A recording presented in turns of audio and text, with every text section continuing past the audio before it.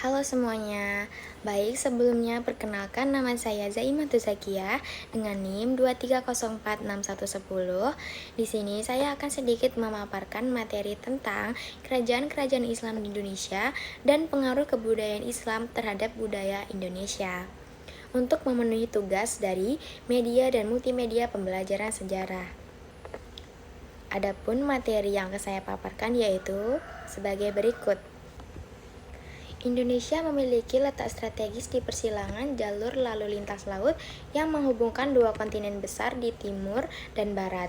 Hal ini menyebabkan Indonesia dilewati oleh berbagai pedagang dari banyak belahan dunia seperti Arab, India, Persia, bahkan Tiongkok yang masuk ke Indonesia. Namun, dalam beberapa pendapat mengatakan bahwa pengaruh asing dari India, Cina, Arab, Persia, dan Eropa juga sempat mampir ke Indonesia. Kelima negara ini membawa kebudayaannya masing-masing dan telah mendatangkan berbagai perubahan dalam berbagai segi kehidupan, yakni segi bahasa, kesenian, dan agama. Sejalan dengan Huda, yaitu menurut pendapat ahli, mengatakan bahwa satu hal pasti bahwa Islam masuk secara damai. Dan setidaknya ada 4 teori yang muncul, yaitu teori Arab, Cina, India, dan Persia. Agama pertama yang memasuki wilayah Indonesia yakninya adalah agama Hindu, kemudian agama Buddha, lalu yang terakhir Islam dan menyusul menjadi Kristen. Adapun kerajaan-kerajaan Islam yang tertinggal di Indonesia ada beberapa, namun di sini saya hanya memaparkan 3 kerajaan saja. Yang pertama ada Kerajaan Mataram. Kerajaan Mataram atau Mataram kuno adalah kerajaan Hindu-Buddha yang berkembang di Jawa Tengah pada abad ke-8 hingga ke-10. Kerajaan ini dipimpin oleh dua wangsa utama, yaitu Sanjaya yang beragama Hindu Siwa dan Sailendra yang beragama Buddha Mahayana. Keduanya pernah hidup berdampingan dan berhubungan melalui politik perkawinan. Pada masa Sailendra, Mataram membangun Candi Borobudur sebagai pusat ajaran Buddha. Sementara pada masa Sanjaya dibangun Candi Prambanan sebagai kompleks Hindu terbesar di Indonesia. Mataram berkembang menjadi kerajaan agraris yang kuat karena wilayahnya subur dan sistem pertaniannya maju. Namun, pada abad ke-10, kerajaan ini menurun, diduga akibat bencana alam seperti letusan Gunung Merapi, sehingga pusat kekuasaannya pindah ke Jawa Timur dan melahirkan Fase Medang, Jawa Timur. Kerajaan yang kedua adalah Kerajaan Aceh Darussalam. Kerajaan Aceh Darussalam ini berdiri pada awal abad ke-16 dan tumbuh menjadi kekuatan Islam terbesar di wilayah barat Nusantara. Setelah Malaka dikuasai Portugis, Aceh mengambil alih perannya sebagai pusat perdagangan lada dan jalur diplomasi internasional.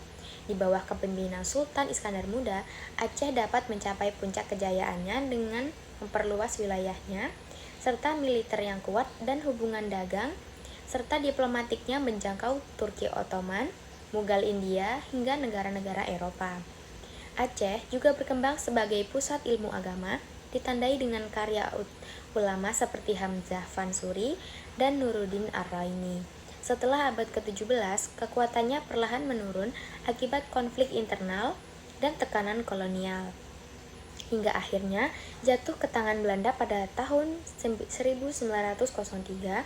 Meskipun demikian, Aceh tetap dikenal sebagai pusat perlawanan dan penyebaran Islam di Indonesia bagian barat. Nah, yang terakhir adalah ada Kerajaan Demak. Kerajaan Demak adalah kerajaan Islam pertama di Indonesia yang berdiri pada akhir abad ke-15 setelah runtuhnya Majapahit. Kerajaan ini didirikan oleh Raden Patah dan berkembang menjadi pusat penyebaran Islam di pesisir utara Jawa.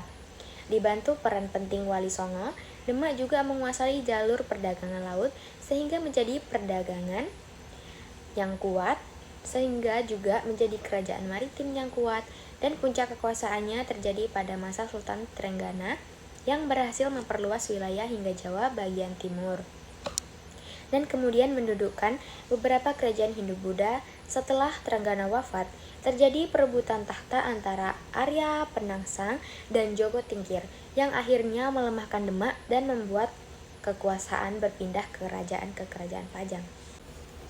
Materi selanjutnya tentang pengaruh kebudayaan Islam terhadap budaya di Indonesia.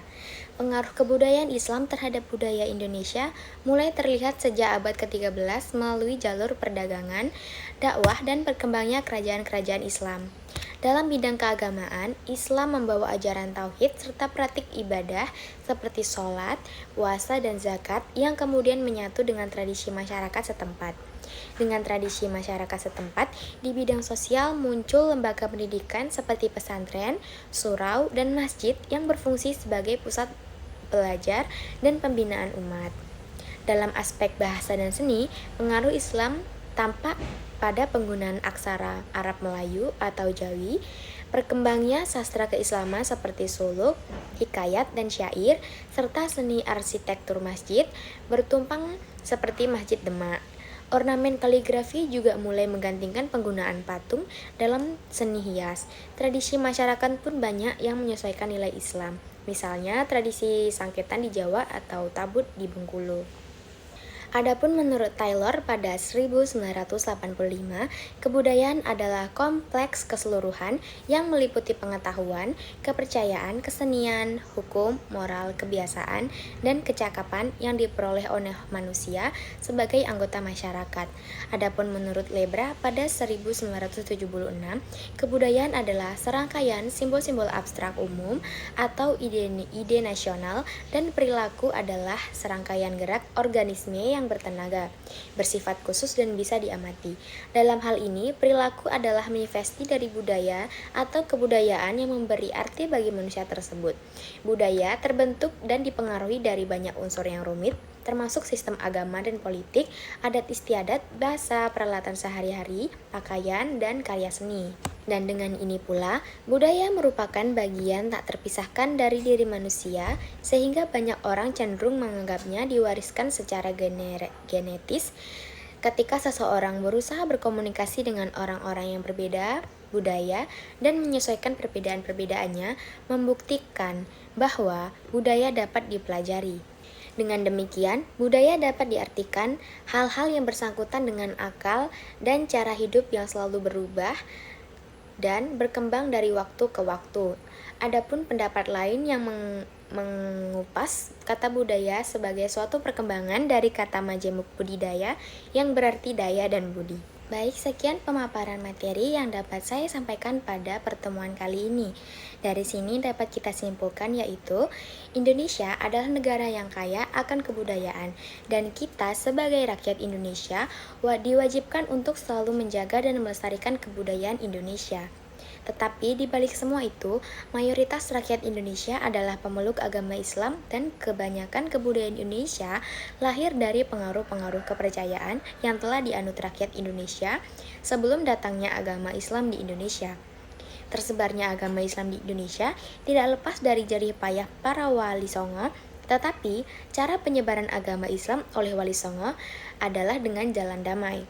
Sehingga banyak rakyat Indonesia yang telah bersyahadat, tetapi masih memegang kepercayaan-kepercayaan terdahulu dan masih melaksanakan ritual yang tidak sesuai dengan ajaran Islam. Terima kasih kepada semua teman-teman yang sudah menyimak video pembelajaran saya sampai akhir. Sampai jumpa di pertemuan berikutnya. Saya akhiri dengan wassalamualaikum warahmatullahi wabarakatuh.